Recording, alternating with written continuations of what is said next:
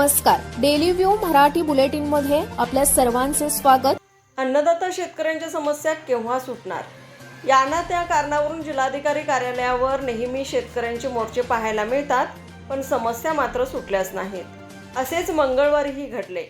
केंद्र आणि राज्य शासनाच्या विरोधात बेळगावमध्ये कर्नाटक राज्य शेतकरी संघटना आणि हरित सेनेच्या शेतकऱ्यांनी मानवी साखळी तयार करून मंगळवारी राणी कित्तूर चन्नम्मा सर्कल येथे जोरदार निदर्शने केली। भीषण दुष्काळात होरपळणाऱ्या राज्यातील शेतकऱ्यांना मदत देण्यास सरकार आणि जिल्हा प्रशासन दिरंगाई करत असल्याच्या निषेधार्थ आज कर्नाटक राज्य शेतकरी संघटनेने छेडलेल्या आंदोलनात शेतकऱ्यांनी आक्रमक पवित्रा घेतला।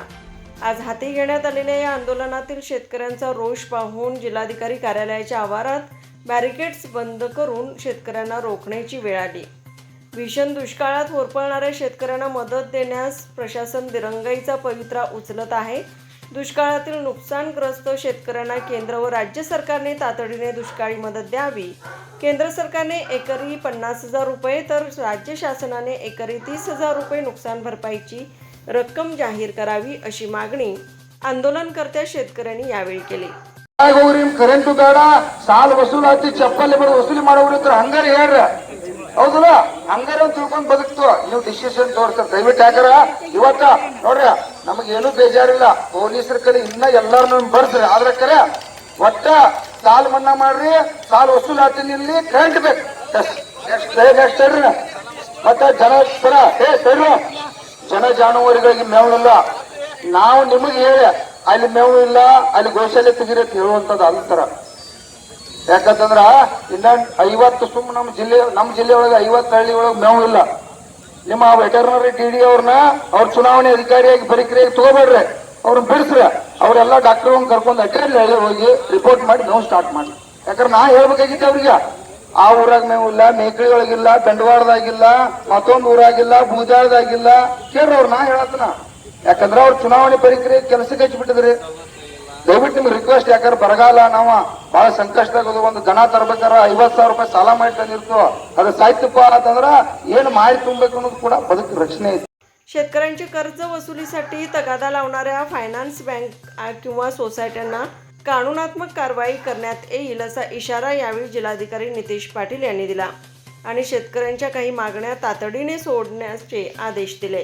ಎಪಿಎಂಸಿದು ಸ್ವಲ್ಪ ದರದ ಬಗ್ಗೆ ಇದನ್ನ ನಮ್ಮ ರೈತರು ಹೇಳಿದ್ರು, ಒಂದೊಂದು ಕಡೆ ಒಂದೊಂದು ರೇಟ್ ಮಾಡ್ತಾ ಇದ್ದಾರೆ ಅಂತ, ಅದರ ಬಗ್ಗೆನೂ ಒಂದು ನಾವು ಸಭೆಯನ್ನ ಮಾಡಿದ್ವಿ। ಮತ್ತೆ ಇದು ಸಾಲ ವಸೂಲಾತಿ ಮಾಡದೇ ಇರೋ ಬಗ್ಗೆ ಸಾಕಷ್ಟು ಏನಂದ್ರೆ ಪ್ರತಿದಿನ ನಮ್ಮ ರೈತ ಮುಖಂಡರ ಜೊತೆ ಚರ್ಚೆ ನಡೀತಾ ಇದೆ। ಒಂದು ಸಕಾರಾತ್ಮಕವಾಗಿ ಒಂದು ಒಳ್ಳೆಯ ಮುಂದಿನ ಹೇಗೆ ರೈತರಿಗೆ ಮಾಡೋದಲ್ಲಿ ನಾವು ಪ್ರಯತ್ನವನ್ನ ನಾವು ಮಾಡ್ತಾ ಇದ್ದೀವಿ। ಹಿಂದಿನ ಮೀಟಿಂಗ್ ಮಾಡಿದಾಗಲೂ ಕೂಡ ನಾವೊಂದು ಎಲ್ಲಾ ಬ್ಯಾಂಕ್ದವರಿಗೆ ನಾವು ಅವರಿಗೆ ಎಚ್ಚರಿಕೆಯನ್ನ ನೀಡಿದ್ವಿ, ವಸೂಲಾತಿ ಮಾಡಬೇಡಿ ಅಂತ। ಬಟ್ ಇವತ್ತು ಕೂಡ ಏನಾಗ್ತಾ ಇದೆ, ನಮ್ಮ ನ್ಯಾಷನಲೈಸ್ಡ್ ಶೆಡ್ಯೂಲ್ಡ್ ಬ್ಯಾಂಕ್ ಇಂದ ಅಷ್ಟು ಜಾಸ್ತಿ ತೊಂದರೆಗಳು ಆಗ್ತಾ ಇಲ್ಲ। ಏನು ಫೈನಾನ್ಸ್ ದವರು ಬರ್ತಾ ಇದ್ದಾರೆ, ಆ ಫೈನಾನ್ಸ್ ಇನ್ಸ್ಟಿಟ್ಯೂಷನ್ಸ್ ಅದು ಸ್ವಲ್ಪ ಎಲ್ಲ ರೈತರಿಗೆ ಹೇಳಿದ್ರು ಕೂಡ ಸಮಸ್ಯೆ ಮಾಡ್ತಾರೆ। ಮತ್ತೆ ಅವತ್ತು ಅವ್ರು ಇರ್ಲಿಲ್ಲ, ಅವತ್ತೆಲ್ಲ ನಾವು ನ್ಯಾಷನಲೈಸ್ಡ್ ಬ್ಯಾಂಕ್ ಶೆಡ್ಯೂಲ್ಡ್ ಬ್ಯಾಂಕ್ ಕರೆದಿದ್ವಿ, ನಮ್ಮ ಲೇಡಿ ಬ್ಯಾಂಕ್ ಮ್ಯಾನೇಜರ್ ಕರೆದಿದ್ವಿ, ಅವ್ರ ಮೇಲೆ ಅದೊಂದು ಹಿಡಿತದು ಇಲ್ಲ। ಬಟ್ ಇನ್ನೊಂದು ನಮ್ದು ಒಂದು ಕಾಯ್ದೆ ಇದೆ, ನಮ್ದು ಮನಿ ಲೆಂಡರ್ಸ್ ಕಾಯ್ದೆ। ಆ ಮನಿ ಲೆಂಡರ್ ಕಾಯ್ದೆಯಲ್ಲಿ 24% ಯಾರು ಅಧಿಕ ತೆಗೆದುಕೊಳ್ಳೋದಕ್ಕೆ ಅವಕಾಶ ಇಲ್ಲ। ಯಾವಾದ್ರೂ 20 ಅಂದ್ರೆ ಒಂದು ವರ್ಷಕ್ಕೆ ವಾರ್ಷಿಕ 24% ಜಾಸ್ತಿ ಯಾರಾದ್ರೂ ವಸೂಲಾತಿ ಏನಾದ್ರೂ ಬಡ್ಡಿ ವಸೂಲಾತಿ ಮಾಡಿದ್ರೆ ಅವ್ರ ಮೇಲೆ ಕಾನೂನು ಪ್ರಕ್ರಿಯೆ ಆಗುತ್ತೆ। ನಾನು ಅವತ್ತೇ ನಮ್ಮ ರಾಜ್ಯಾಧ್ಯಕ್ಷ ಹೇಳಿದ್ದೆ, ನಾನು ಮತ್ತೆ SP ಅವರು ಕರೆದು ಅವರಿಗೆ ನೋಟಿಸ್ ಕೊಟ್ಟು ಕರೆದು ಬಿಟ್ಟು ಅವ್ರ ಮೇಲೆ ಕಾನೂನು ಪ್ರಕ್ರಿಯೆ ಮಾಡ್ತೀವಿ ಅಂತ। ಆಮೇಲೆ ಒಂದು ಅರ್ಜಿಯನ್ನು ಕೂಡ ನಾವು ಕೊಡಕ್ಕೆ ಹೇಳಿದ್ವಿ, ಸ್ವಲ್ಪ ಅದು ಅರ್ಜಿ ಕರೆಕ್ಟ್ ಮಾಡ್ತಾ ಇದ್ರೆ ಇನ್ನೂ ನಮ್ಗೆ ಬಂದಿಲ್ಲ, ಅದ್ರದ್ದು ನಾವು ಮೀಟಿಂಗ್ ಅನ್ನ ನಾವು ಮಾಡ್ತೇವೆ। ನಾ ಇವತ್ತು ಕೂಡ ಹೇಳ್ತೀನಿ, ಯಾರಾದ್ರೂ 24% ಅಧಿಕವಾಗಿ ನಿಮಗ್ ಕೇಳ್ತಾ ಇದ್ರೆ ನೀವು ಕಟ್ಟಕ್ ಹೋಗ್ಬೇಡ್ರಿ, ಕೊಡಬೇಡ್ರಿ, ಡೈರೆಕ್ಟ್ ಆಗಿ ನಮ್ಮ ಕಡೆ ಬರ್ರಿ। ಬೇಕಂದ್ರೆ ನಾವು ಇವತ್ತು ಅದು ಯಾಕಂದ್ರೆ ಇನ್ನೂ ಸಮರ್ಪಕವಾಗಿ ಆಗಬೇಕಂದ್ರೆ ನಾವು 2 ರೈತ ಮುಖಂಡರಿಗೂ ಕೂಡ ಇಟ್ಕೊಂಡು ಬಿಟ್ಟು, ಯಾಕಂದ್ರೆ ಆ ಅರ್ಜಿಗಳು 24% ಯಾವ್ದು ಅಧಿಕ ಮಾಡ್ತಾರೆ ಕಟ್ಟಬೇಡಿ, ನಮ್ ಕಡೆ ತೆಗೆದುಕೊಂಡು ಬನ್ನಿ, ಅವ್ನು ಯಾವನಿದ್ದಾನೆ ಅವನಿಗೇನೆ ನೋಟಿಸ್ ಕೊಡ್ತೇವೆ ನಾವು। ನೋಟಿಸ್ ಕೊಟ್ಟು ನಾವು SP ಅವರು ನಮ್ಮ DCP ಅವರಿದ್ರೆ ನಾವೇ ಕೂತ್ಕೊಂಡು ಅವರಿಗೆ ನೋಟಿಸ್ ಕೊಟ್ಟು ಅವ್ರಿಗೂ ಕರಿತೀವಿ. ಅವನು ಹೆಂಗೆ 24% ಜಾಸ್ತಿ ಕೇಳ್ತಾ ಇದ್ದಾನೆ ನಾವು ಕೇಳ್ತೇವೆ. ಅವ್ನು ಹೂ ಅಂದ ಅಂದ್ರೆ ಅವ್ನು ಕಾನೂನು ರೀತಿಯಾಗಿ ಅವನು ಜೈಲು ಹೋಗ್ಬೇಕಾಗುತ್ತೆ.